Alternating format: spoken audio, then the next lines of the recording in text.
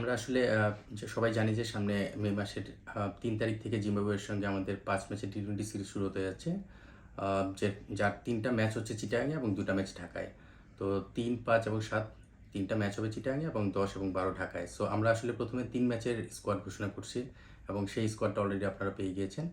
আপনারা যদি স্কোয়াডটা দেখেন সেখানে দেখবেন ৩ জন ওপেনার রয়েছে এবং ৫ জন মিডল অর্ডার ব্যাটার রয়েছেন। সো ৮ জন ব্যাটসম্যান এবং ৩ জন স্পিনার রয়েছে। স্পিনে আমরা বৈচিত্র্য রাখার চেষ্টা করেছি। Right arm off spinner, left arm spinner এবং লেগ স্পিনার। তার সঙ্গে ৪ জন সিম বোলার রয়েছে। এর মধ্যে আপনারা যদি দেখেন যে সাইফুদ্দিন রয়েছে স্কোয়াডে, যাকে আমরা অলরাউন্ডার হিসেবে বলতে পারি, এবং তানজিম সাকিবও রয়েছে। সঙ্গে আপনারা দেখেছেন যে তাসকিন এবং শরীফুল রয়েছে। সো ৪ জন সিমারের সঙ্গে ৩ জন স্পিনার এবং ৮ জন ব্যাটসম্যান নিয়ে আমরা টিমটা সাজিয়েছি। ৩ জন ওপেনারের মধ্যে তানজিদ তামিম, যার এখনও ডেবিউ হয়নি, তাকে আমরা মনে করেছি যে প্রমিজিং এবং টি-20 ফরম্যাটে যেই ধরনের ক্রিকেট খেলা উচিত তার মধ্যে সে অ্যাবিলিটি রয়েছে। সো সেখান থেকেই তাকে আমরা টিমে ইনক্লুড করেছি। আর পারভেজ ইমন, সে আসলে একটা টি-20 খেলেছিল তার ইন্টারন্যাশনাল ক্রিকেটে। তার বাইরে হয়তো খুব বেশি ইন্টারন্যাশনাল ম্যাচ খেলার সুযোগ হয়নি। ২ টা ম্যাচ খেলেছিল, বাট সেটা ডিফারেন্ট টুর্নামেন্ট ছিল। যাই হোক, তো সেই ইমনকেও আমরা টিমে ইনক্লুড করেছি।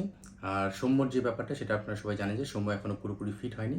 সো ৩ ম্যাচের স্কোয়াডে আমরা সৌম্যকে কনসিডারেশনে রাখতে পারিনি।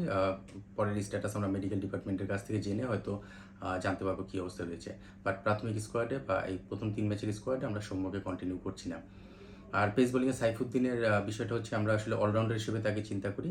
সো জিম্বাবুয়ে সিরিজে আমরা তাকে ইনক্লুড করেছি এবং তাকে খেলানোর প্ল্যান রয়েছে। সে সেভাবেই তার রোলটা প্লে করার চেষ্টা করবে। আর আফিফ হোসেনকে আমরা টিমে ইনক্লুড করেছি। আপনারা জানেন যে সাকিব যেহেতু প্রাথমিক স্কোয়াড বা প্রথম ৩ ম্যাচের স্কোয়াডে নেই, সেখানে আমরা আফিফকেও টিমে ইনক্লুড করেছি। আর বাকি যারা মিডল অর্ডার ব্যাটার রয়েছে তাদের সম্পর্কে আসলে আলাদা করে নতুনভাবে বলার কিছু নেই, আপনারা সবাই জানেন।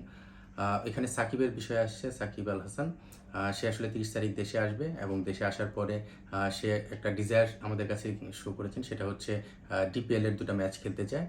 এবং যেটা আমরা আসলে ম্যানেজমেন্টের সঙ্গে কথা বলি, ক্রিকেট বোর্ডের সবার সঙ্গে কথা বলে আমরা মনে করেছি যে সেটা ভালো হতে পারে। বিকজ টি-20 ফর্মেটে আসলে নিজেকে রেডি করার জন্য যে সময়টা দরকার, অনেক সময় সেই সময়টা থাকে না, যেটা ডিপিএলের মাধ্যমে হয়তো বা লঙ্গা ভার্সন ৫০ ওভার ম্যাচে সেই সময়টা থাকে, যেটা ব্যাটিং বোলিংয়ে সে নিজেকে প্রস্তুত করে নিতে পারে।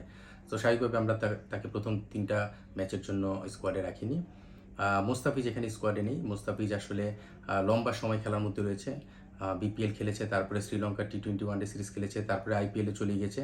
লম্বা সময় আসলে সে খেলার মধ্যে রয়েছে এবং তার আসলে রিকভারির ব্যাপার রয়েছে, সেটা মেন্টাল এবং ফিজিক্যাল ২টা সাইডই। তার সঙ্গে আমাদের আলোচনা হয়েছে, আমাদের সিলেক্টরদের কথা হয়েছে, চিফ সিলেক্টরের সঙ্গে কথা হয়েছে।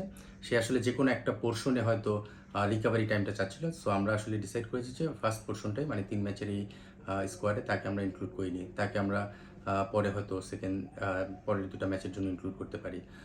সো ফার এই হলো স্ট্যাটাস এবং আশা করছি যে আমাদের টিম ভালোই করবে ইনশাআল্লাহ। Hope for the best.